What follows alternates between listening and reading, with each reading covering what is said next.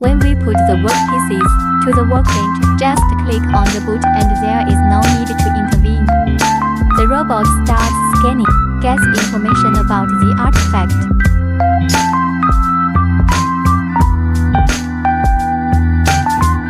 After the scan is complete, the system automatically calculates the robot's weight and action.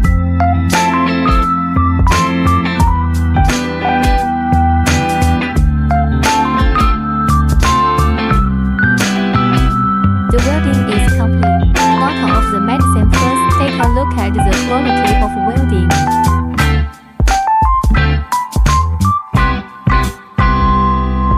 How the weld is not very accurate.